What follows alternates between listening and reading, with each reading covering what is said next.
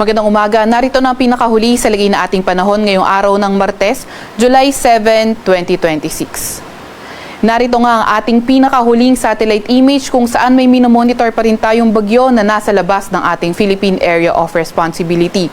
Ito ay si Super Typhoon Bavi. Kanina nga alas 3 ng madaling araw, huli itong namataan sa layong 2,010 km silangan ng Central Luzon. Ito ay nagtataglay ng lakas na hangin na 195 km per hour malapit sa sentro at bugso na aabot sa 240 km per hour. Kumikilos sa direksyong Kanluran, Hilaga Kanluran sa bilis na 30 km per hour. Ito ngang bagyong ito ay posible nang pumasok ng ating Philippine Area of Responsibility tonight o hindi kaya bukas ng early morning. Sa mga susunod na slide, ipapakita nga natin yung kanyang track. Samantalang easterlies naman o yung mainit na hangin galing karagatang Pasipiko ang nakakaapekto sa silangang bahagi ng Northern at Central Luzon. Ito nga yung sinasabi nating track ni Bagyong Bavi na nasa labas na ating PAR. So yung Bavi ay kanyang international name at once na pumasok ito ng ating Philippine Area of Responsibility, bibigyan natin ito ng local name na Inday. Nakita nga rin natin na nabanggit nga natin na either tonight or tomorrow early morning, posible itong pumasok ng ating Philippine Area of Responsibility.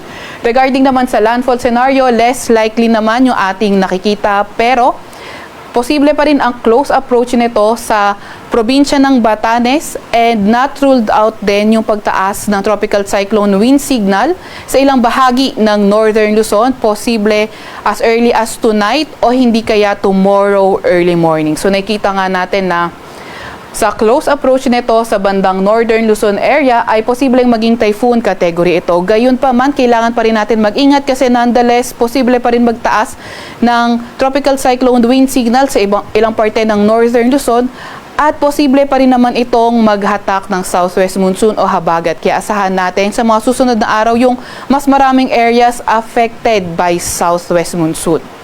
Kaya patuloy pa nga rin tayong magantabay sa mga ilalabas na update ng Pag-asa. So itong track forecast na ito nilabas kaninang 11 p.m.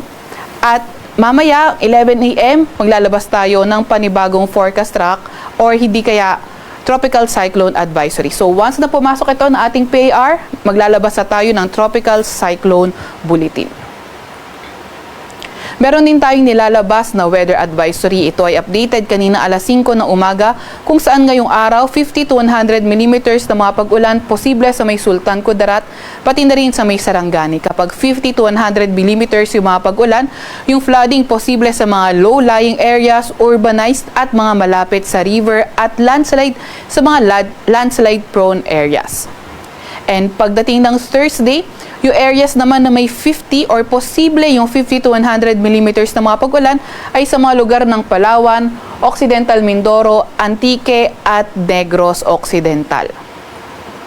Para naman sa lagay ng panahon, ngayong araw, inaasahan natin sa Metro Manila at buong Luzon, maaliwalas pa rin naman yung ating panahon, ngunit may mga tsansa pa rin tayo ng mga thunderstorms, lalo na pagdating ng hapon hanggang sa gabi. Inaasahan nga natin by tomorrow, Wednesday until Thursday, posible magpaulan ang habagat sa kanlurang bahagi ng Southern Luzon. At pagdating ng Friday at Saturday, posible na nga itong magpaulan ang southwest monsoon sa may kanlurang bahagi ng ating bansa. And then inaasahan nga natin yung paglapit ng bagyo sa ating bansa, although less likely ang landfall scenario, posible pa rin naman na maging maulan sa ilang bahagi ng Northern Luzon, kaya patuloy na mag-antabay sa mga update ng Pag-asa. Agwat ng temperatura ngayong araw sa Metro Manila ay 25 to 33 degrees Celsius. 18 to 24 degrees Celsius sa may Baguio, 37 to 26 degrees Celsius or 26 to 37 degrees Celsius sa may Tugigaraw at 25 to 34 degrees Celsius naman sa may Legazpi. Agwat naman ng temperatura sa Puerto Princesa ay 25 to 32 degrees Celsius. Para naman sa lagay ng panahon sa may Visayas at Mindanao, inaasahan nga natin na sa lugar ng Barm, pati na rin sa may Zamboanga Peninsula, Lanao del Norte at Sultan Kudarat ay posible ngang maging maulan dulot pa rin ng southwest monsoon o habagat. Sa Visayas at nalalabing bahagi ng Mindanao, asahan ang bahagyang maulap hanggang sa maulap na papawirin at mga tsansa ng mga localized thunderstorms. Inaasahan nga natin na by tomorrow until Thursday, posibleng magpaulan ang habagat sa may kanlurang bahagi ng Visayas at Mindanao. Pagdating ng Friday, posible naman magpaulan ang habagat o southwest monsoon sa Visayas at kanlurang bahagi ng Mindanao, at pagdating nga ng Sabado ay sa may kanlurang bahagi naman ng Visayas. Agad at temperatura sa Iloilo, Cebu at Davao ay 25 to 32 degrees Celsius. Sa may Zamboanga naman ay 24 to 32 degrees Celsius. Wala pa rin naman tayong gale warning sa kahit anong dagat baybayin ng ating bansa. Pero dahil nga sa paglapit ng bagyong Bobby sa ating bansa, ay posible na rin tayong magtaas ng gale warning sa ilang bahagi ng Luzon sa mga susunod na araw. Kaya patuloy pa rin tayong mag-antabay sa ating mga ilalabas na update.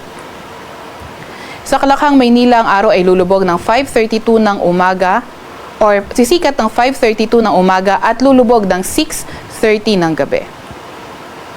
Huwag magpapahuli sa update ng Pag-asa. I-follow at i-like ka aming X at Facebook account, DOST-Pag-asa. Mag-subscribe sa aming YouTube channel, DOST-Pag-asa Weather Report. At para sa mas detalyadong impormasyon, bisitahin ang aming mga website, pag-asa.dost.gov.ph at panahon.gov.ph. At yan nga muna pinakahuli sa lagay ng ating panahon. Mula sa Weather Forecasting Center ng Pag-asa, Veronica C. Torres, nag-uulat.